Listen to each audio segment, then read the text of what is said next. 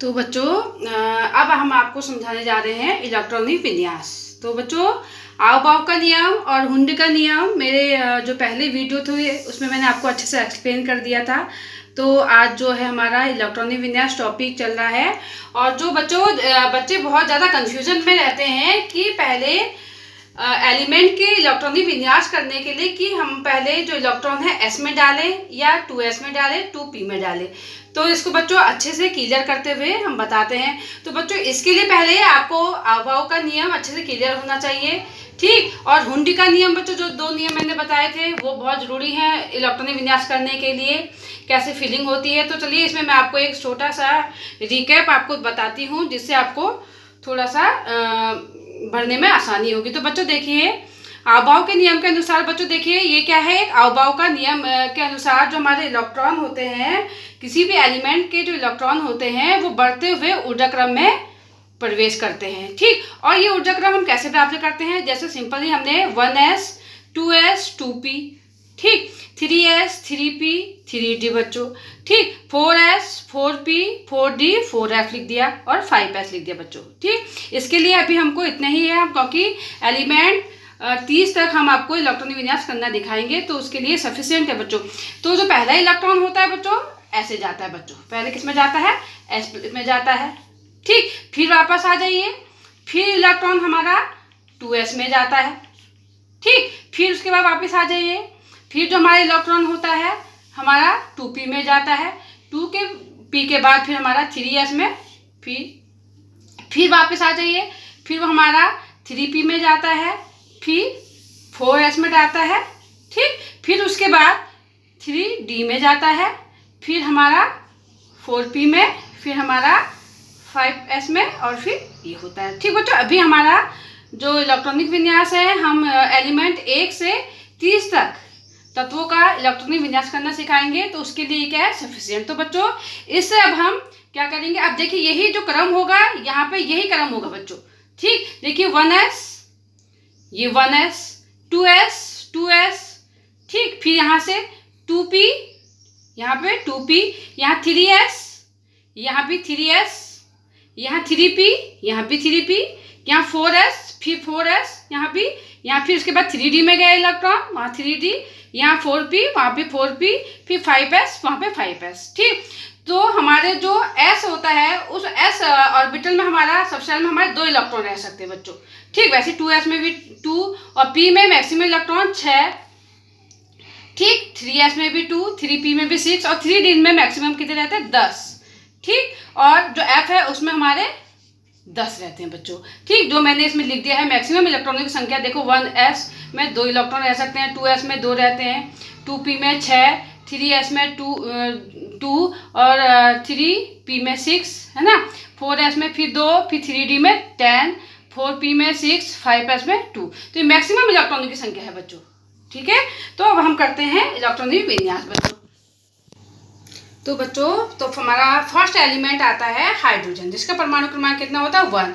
तो इसका देखिए ये हमारा जब हम इलेक्ट्रॉनिक विन्यास करते हैं तो इसका क्या आएगा, 1s1, क्यों, क्योंकि हाइड्रोजन का परमाणु क्रमांक कितना है, 1 है। तो इलेक्ट्रॉनिक विन्यास करेंगे एक इलेक्ट्रॉन है, यानी कि हमारा किस में गया, इसमें गया, ठीक। तो ये हो गया इसका 1s1, ठीक। इसका देखिए हम ऑर्बिटल बना लेते हैं, ये क्या आपका 1s का है, इसमें कितने 1 इलेक्ट्रॉन है, तो 1 इलेक्ट्रॉन ने भर दिया, ठीक है।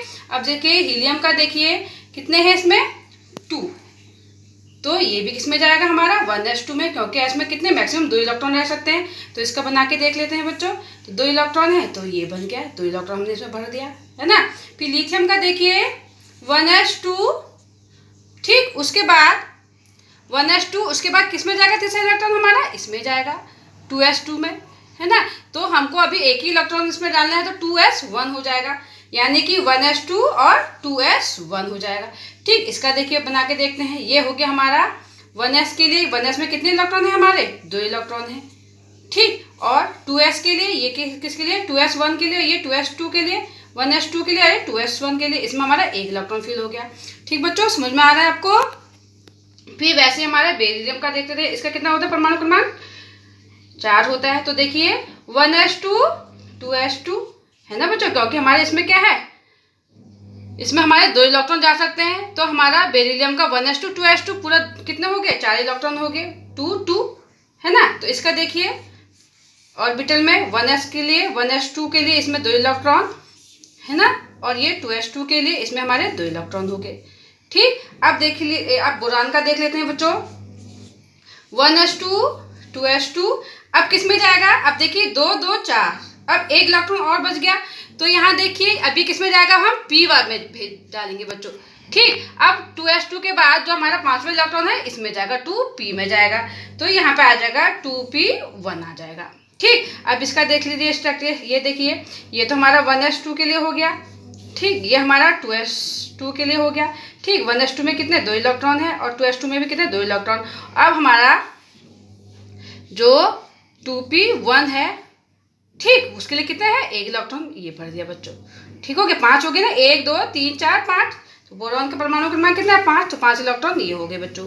ठीक, अब आता है हमारा कार्बन का, देख लीजिए। तो इसका देखिए 1s2 2s2, ठीक, 2p। अब जो हमारा 1 इलेक्ट्रॉन और है वो भी हमारा किस में जाएगा, इसमें, क्योंकि p में हमारे मैक्सिमम 6 इलेक्ट्रॉन और जा सकते हैं, तो यानी कि ये इसमें जाएगा। अब इसका बना के देख लेते हैं। देखिए ये 1s2 के लिए, ये हमारा 2s2 के लिए, इसमें भी 2 इलेक्ट्रॉन है।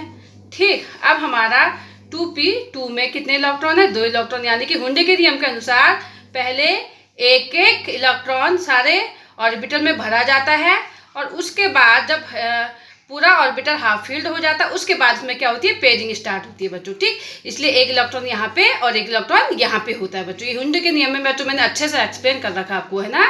तो देखिए अब नाइट्रोजन का देख लेते हैं। नाइट्रोजन का देखो 1s2 2s2, इसका कितना परमाणु क्रमांक 7, तो हमको 7 इलेक्ट्रॉन भरने हैं।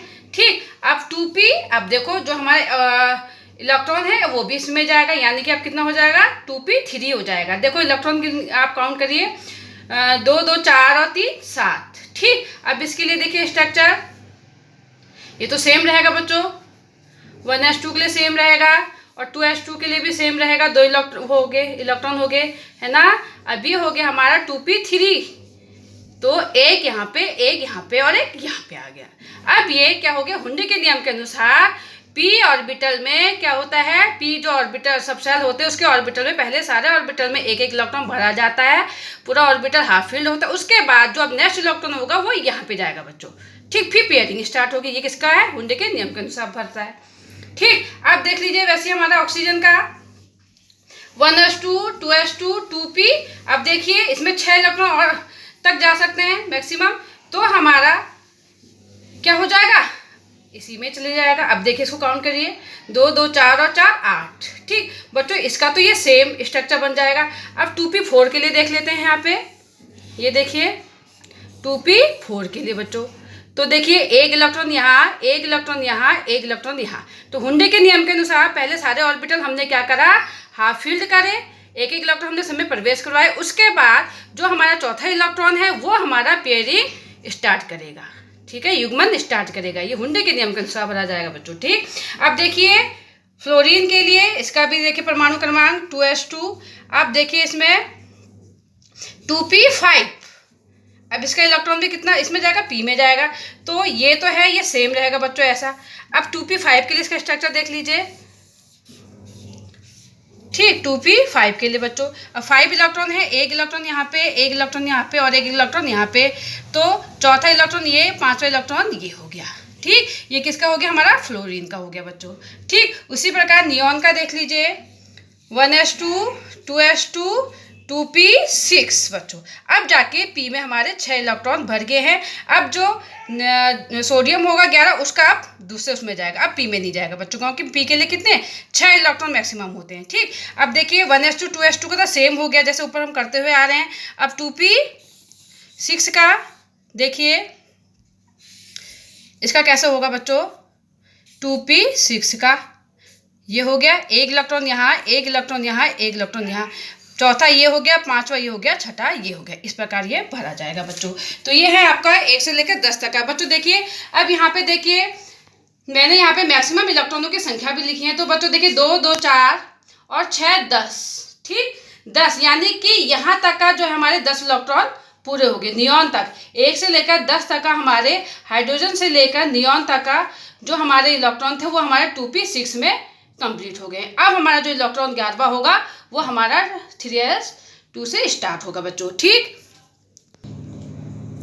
तो बच्चों देखिए सोडियम अब 11 का। अभी तक हमें 1 से लेकर 10 तक तो हमने देख लिया, जो कि हमारा लास्ट किस में नियॉन था हमारा लास्ट, तो वो हमारा किस में गया था 2p6 में। अब आता है हमारा सोडियम 11। तो बच्चों देखिए ये तो सेम रहेगा सबका 1s2 2s2 2p6। यहाँ तक तो हमारा क्या हो गए थे 10 इलेक्ट्रॉन पूरे हो गए थे। अब 11वां इलेक्ट्रॉन हमारा किस में जाएगा, देखिए 11वां, यहाँ तक 10 पूरे हो गए। अब 11वां इलेक्ट्रॉन हमारा जाएगा 3s1 में जाएगा। ठीक, तो ये हो जाएगा 3s1 हो गया। ठीक, अब इसका तो बच्चों सेम देखिए, इसका ऐसा था, इसके लिए 2 इलेक्ट्रॉन थे, इसमें हमने 2s में भी 2 इलेक्ट्रॉन थे और p में हमारे क्या थे, ये था 6 इलेक्ट्रॉन थे, ऐसा भरा था ना बच्चों। ये देखिए अब ये तो सब सेम हो गया। अब हमने बनाना 3s के लिए। अब 3s के लिए 1 इलेक्ट्रॉन है तो 1 इलेक्ट्रॉन हमने भर दिया। ठीक, अब देख लेते हैं मैग्नीशियम, जिसका परमाणु क्रमांक कितना है 12 है। ठीक, तो इसके लिए देखिए बच्चों ये तो सेम हो जाएगा, है ना। देखिए 1s2 2s2 2p6, ये यहाँ तक सबका सेम हो गया। अब जो 2 इलेक्ट्रॉन हो इसमें जाएगा, यानी कि 3s2 में जाएगा। ठीक, ये तो बच्चों ये जो चीज़ है ये सेम है।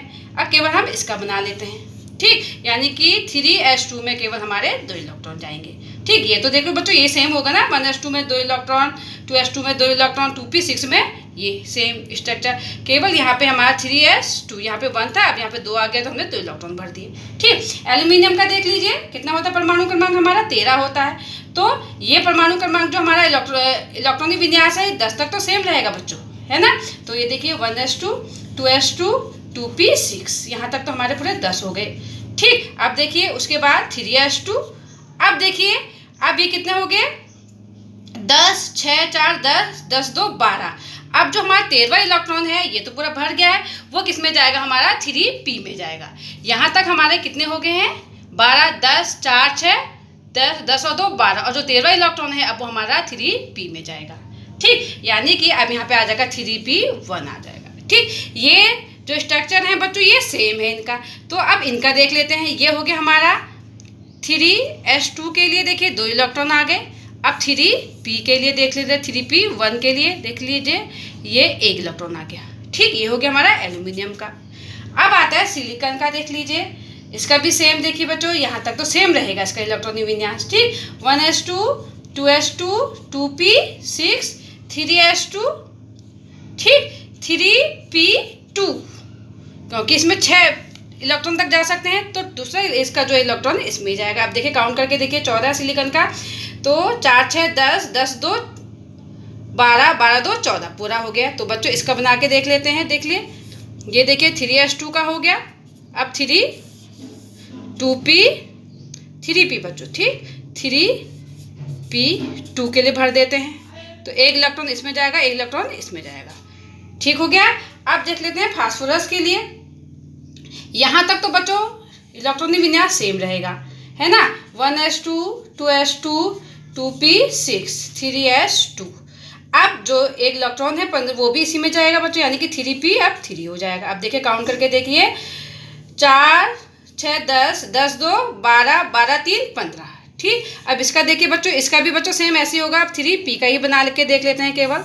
अब इसमें कैसा होगा बच्चों, देखो 3p3 का अब 1 1 इलेक्ट्रॉन सब में भर जाएंगे।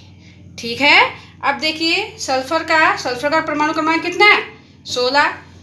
तो देखिए इसका भी सेम ये ऐसे रहेगा बच्चों 1s2 2s2 2p6। ठीक है। अब देखिए 3s2 3p4 किसमें जाएगा 4। अब ये काउंट करके देख लेते हैं 4 6 10 10 2 12 12 और 4 16। ठीक बच्चों। अब बच्चों यहाँ तक का जो स्ट्रक्चर है ये तो हमारा सेम रहेगा। ठीक, अब इसका देख लेते हैं बच्चों, किसका देख लेते हैं 3p4 का देख लेते हैं। 3p4 का देख लेते हैं। ठीक, 1 इलेक्ट्रॉन इसमें 1 इलेक्ट्रॉन इसमें 1 इलेक्ट्रॉन इसमें और 1 इलेक्ट्रॉन इसमें। अब ये हुंडे के नियम के अनुसार क्या हो रही है, इसमें पेयरिंग स्टार्ट हो जा रही है ना। तो देखिए अब देख लेते हैं हम क्लोराइड का। तो इसका देख लीजिए बच्चों, यहाँ तक इसका भी परमाणु क्रमांक क्या रहेगा, इलेक्ट्रॉनिक विन्यास सेम रहेगा बच्चों ना। 1s2 2s2 2p6 3s2। क्या है 3s2, अब 3p5 इसी में ही जाएगा। अब काउंट कर लेते हैं, 4 6 10, 10 2 12, 12 और 5 17, है ना बच्चों। तो यहाँ तक का जो स्ट्रक्चर था वो सेम ऊपर वाले की तरह रहेगा, है ना। जैसे कि यहाँ पे देख लिए, इसके लिए क्या था 2 इलेक्ट्रॉन भर रहे थे, और इसमें क्या था हमारा 2 इलेक्ट्रॉन भर रहे थे। इसमें हमारा 3 ब्लॉक थे, तो हम क्या कर रहे थे 6, एक इसमें एक इसमें एक इसमें, फिर इसमें हमारी पेयरिंग भी स्टार्ट हो रही थी। और इसमें क्या हो रहा था 2 इलेक्ट्रॉन थे। अब हम 3p का बना लेते हैं, ठीक है बच्चों। तो देखिए 1 2 3 4 5, ये किसका बन गया हमारा 3p5 का बन गया, ठीक है। अब हमारा देख लीजिए आर्गन का, देख लीजिए इसका भी परमाणु क्रमांक यहाँ तक क्या रहेगा सेम रहेगा। तो 1s2 2s2 2p6 3s2, अब ये इलेक्ट्रॉन भी हमारा 3p6 में ही जाएगा बच्चों। तो यहाँ तक तो बच्चों ये बिल्कुल सेम है, ऐसे जाएगा। अब 3p5 का हम देख लेते हैं, 3p6 का देख लेते हैं, ठीक। एक इलेक्ट्रॉन इसमें गया, एक इसमें गया, एक इसमें गया, फिर हमारे एक इसमें, फिर इसमें, फिर इसमें, इसमें गया बच्चों, ठीक। ये किसका बन गया हमारा आर्गन का बन गया बच्चों, ठीक है। अब आता है हमारा पोटेशियम का बच्चों। देखिए पोटेशियम के लिए भी सेम परमाणु क्रमांक ये हमारा सेम रहेगा। तो 1s2 2s2 2p6 3s2 3p6, count कर लेते हैं, 2 2 4 4 6 10, 10 2 12 और 6 18। अब एक इलेक्ट्रॉन हमको और भरना है। तो बच्चों अब देखिए यहाँ के बाद हमारे कितने इलेक्ट्रॉन हो रहे थे यहाँ तक का, 2 2 4 और 6 10, 10 और 2 12, 12 और 6 18, यहाँ तक हमारे इलेक्ट्रॉन हो रहे थे 18। अब जो 19वां इलेक्ट्रॉन है अब वो क्या होगा 4s की लाइन खुल जाएगी बच्चों। तो हमारा 19वां इलेक्ट्रॉन 4s में एंट्री करेगा, तो हमारा क्या हो जाएगा अब 4s1 हो जाएगा, ठीक है बच्चों। तो देखिए इसका पूरा इसका बना के दिखाते हैं। यहाँ पे 1s2 के लिए 2 इलेक्ट्रॉन जाएंगे इस ऑर्बिटल में, और 2s2 के लिए ये इसके लिए ना, ये इसके लिए, ठीक 2 इलेक्ट्रॉन, और ये p के लिए है, ठीक 2 इलेक्ट्रॉन, इनमें क्या है हमारे 2 2 इलेक्ट्रॉन भरे हैं, और ये इसके लिए है, ये इसके लिए, ये इसके लिए, और देखिए 3p में भी क्या होगा 6 इलेक्ट्रॉन है ना। ये देखिए 2 2 इलेक्ट्रॉन हमने भर दिए। अब हमारा 4s1 में हमारा 1 इलेक्ट्रॉन होगा, ठीक। उसके बाद आता है हमारा कैल्शियम, कितना आता है, अब आता है हमारा 20, ठीक। अब इसका परमाणु इलेक्ट्रॉन विन्यास देखते हैं। ये बच्चों ये तो हमारा सेम रहेगा, यहाँ तक हमारा क्या रहेगा ये सेम रहेगा ना। तो 1s2 2s2 2p6 3s2 3p6। अब देखिए यहाँ पे जो है अब यह 4s में हमारे 2 इलेक्ट्रॉन जा सकते हैं मैक्सिमम, तो दूसरा इलेक्ट्रॉन भी हमारा इसमें चला जाएगा, है ना। तो देखिए काउंट करके देखिए 2 2 4 और 6 10 और 2 12, 12 और 6 18 19 20, यानी पूरा हो गया। अब इसका स्ट्रक्चर देख लीजिए, ये देख लीजिए 1s का हमारा 2 इलेक्ट्रॉन इसमें गए ऑर्बिटल में, इसका इसमें गए, ठीक। p का ये है, ये देखिए 1 2 3 4 5 6 इसका, और ये हमारा 3s के लिए ये हो गया 2 इलेक्ट्रॉन, और 3 के लिए हमारा 3p6 का एक इसमें गया, एक इसमें गया, एक इसमें, ये, और इसके लिए देखिए हमारा 4s का ये इसमें बन गया, ठीक। अब बच्चों ठीक, अब ये हमारा 20 तक। अब देखते हैं 21 से स्टार्ट। अब स्कैंडियम 21, तो स्कैंडियम का देखिए 1s2 2s2 2p6 3s2 3p6 4s2, यहाँ तक कितना हो गया था बच्चों हमारा 20 हो गया था ना।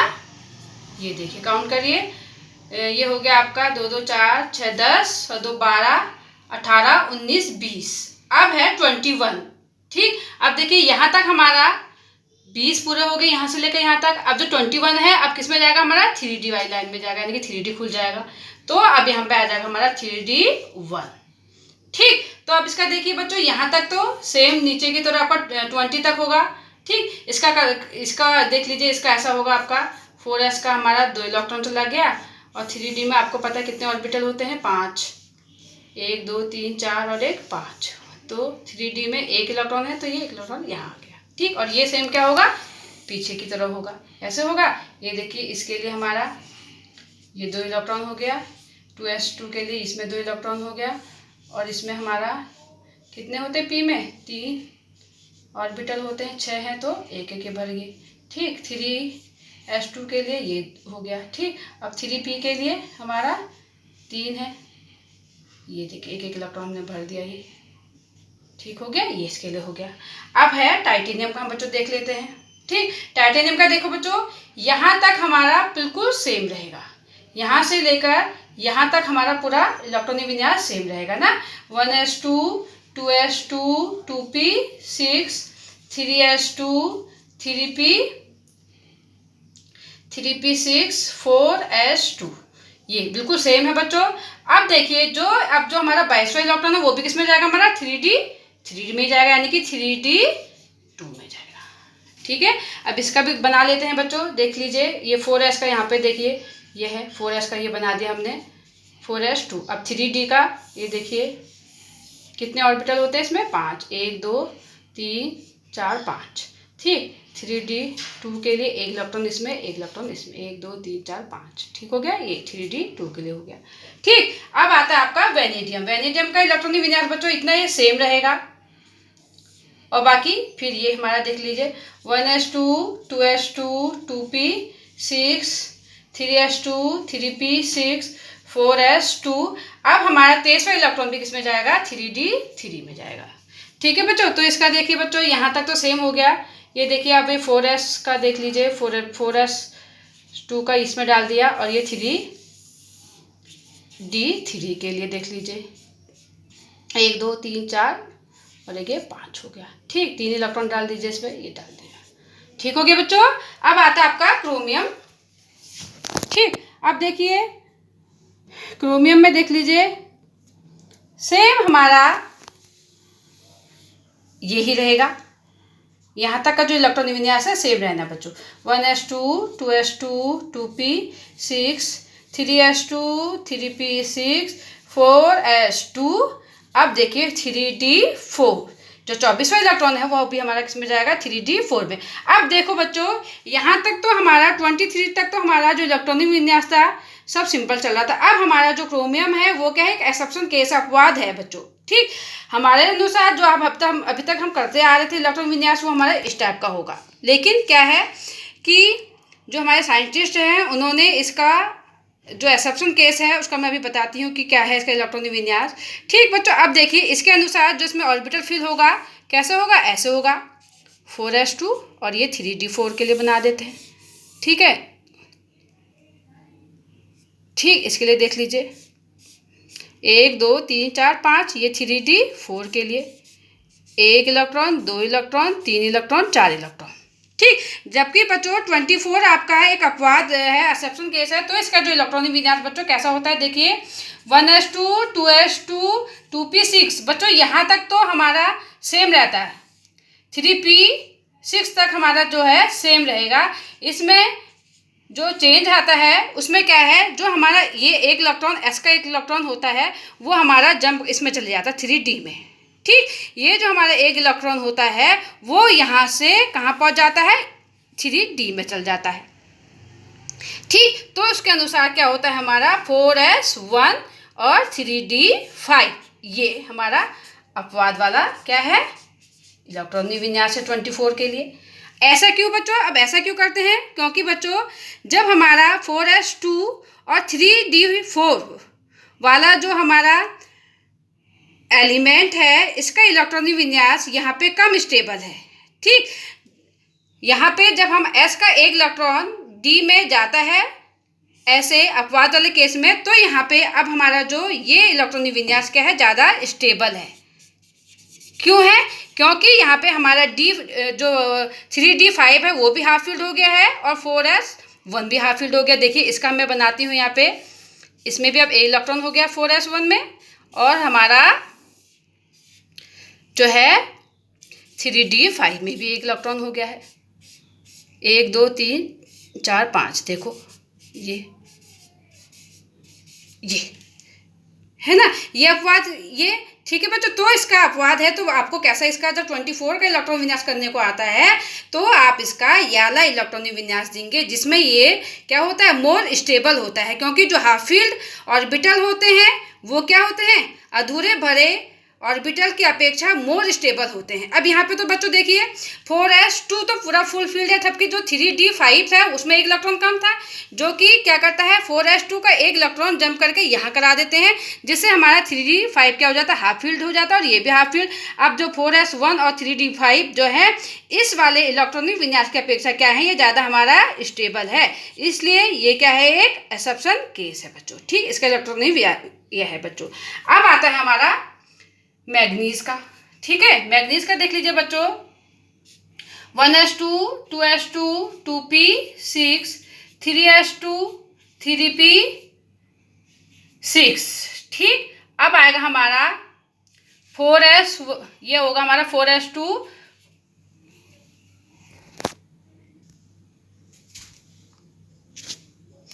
ठीक 4s2 3d5 हो गया। ठीक हो गया। अब देखिए इसमें इलेक्ट्रॉन का मैग्नीज का देख लिया 25 है, यह है 2 2 4 6 10, ये हो गया आपका 12, ये हो गया आपका 18 2, ये हो गया आपका 20, और ये हो गया आपका 25 हो गया बच्चों। ठीक, अब इसका देख लीजिए कैसा बन जाएगा।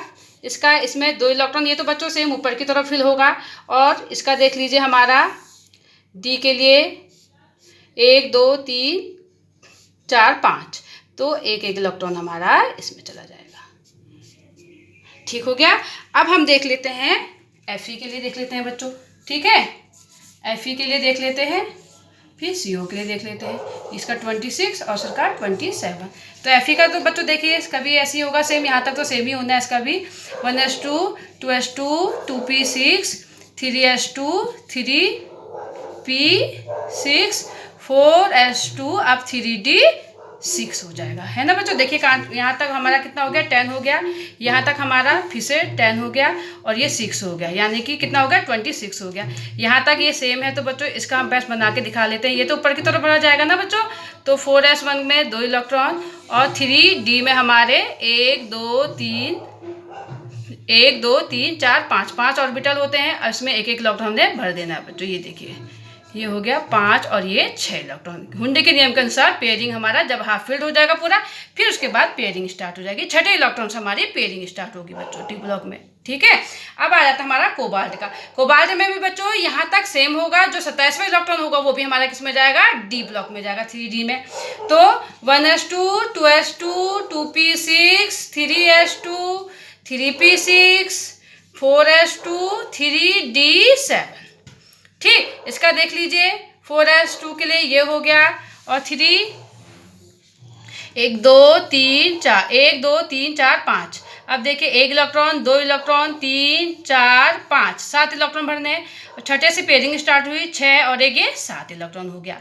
ठीक, ये तो हो गया कोबाल्ट का। अब हम देख लेते हैं निकिल का 28 वाले का बच्चों। ठीक हो गया। अब देखिए इसका भी सेम होगा, 1s2 2s2 2p6 3s2 3p6 4s2 3d। अब क्या होगा बच्चों, इसमें भी जो 28वां इलेक्ट्रॉन है वो भी हमारा किस में जाएगा, 3d8 में ही जाएगा, है ना। अब इसका देख लीजिए, इसका ये देखिए इसमें हमारे 2 इलेक्ट्रॉन हो गए। अब डी वाले किसमें 1 2 3 4 5 ऑर्बिटल हो गए। ठीक, इसमें 8 इलेक्ट्रॉन भर दीजिए, 1 2 3 4 5 6 7 और 8। ठीक हो गया। अब आता है हमारा 29 कॉपर बच्चों। अब ये दूसरा एक्सेप्शन केस आ गया बच्चों। देखिए इसको पहले जो इसका कॉमन इलेक्ट्रॉनिक विन्यास है जो है उसको देख लेते हैं। 1s2 2s2 2p6 3s2 3p6 4s2 3d9। आपके अनुसार, हमारे अनुसार जो है ये ऐसा होना चाहिए। लेकिन अब बच्चों देखिए फिर हमारे हाफ फील्ड और फुल फील्ड की बात आती है। लेकिन ये देखिए इसके अनुसार तो इलेक्ट्रॉन ऐसे भरी, ये तो ऊपर बच्चों सेम ऊपर वालों की तरह हो गया। अब देखिए इसका देखिए 1 2 3 4 5, इसमें भरिए इलेक्ट्रॉन 1 2 3 4 5 6 7 8 9।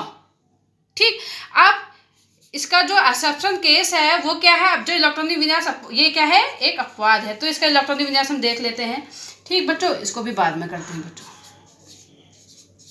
तो देखिए जो अपवाद वाला है इसका, ये देख लीजिए 1s2 2s2 2p6 3s2 3p6, यहाँ तक तो बच्चों सेम रहेगा।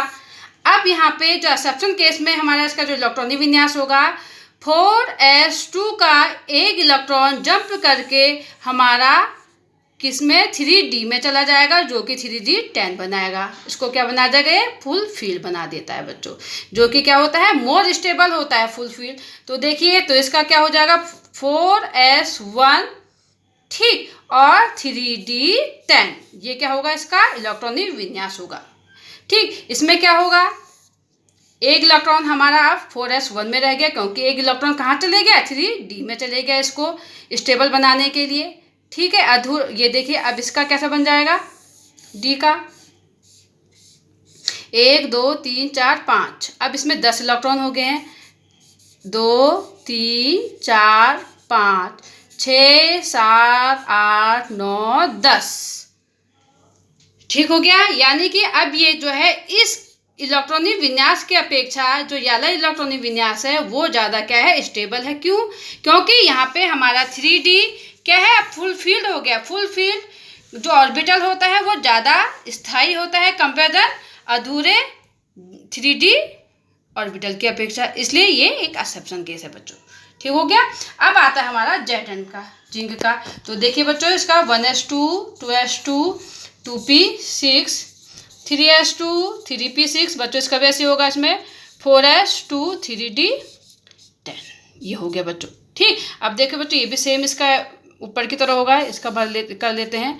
4s2 का ये हो गया। अब 3d का देखिए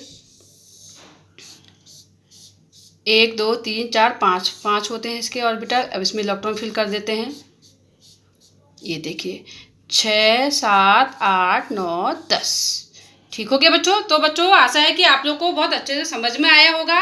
तो बच्चों ऐसे ही आपको एक एलिमेंट से, हाइड्रोजन से लेकर जिंक, यानी कि 1 से लेकर 30 तत्वों तक का मैंने आपको इलेक्ट्रॉनिक विन्यास बताया, और उसको फिल करने का कि ऑर्बिटल में इलेक्ट्रॉन कैसे प्रवेश करते हैं। तो बच्चों इसको आपने बार बार करना है, देखना है, सीखना है, और बच्चों जितना आप इसकी प्रैक्टिस करेंगे इसको फिल करने का, उतना ही ये आपको अच्छे से आता रहेगा। ठीक, तो बच्चों अगर आपको समझ में आया तो आप इसको लाइक और सब्सक्राइब करना ना भूलें बच्चों।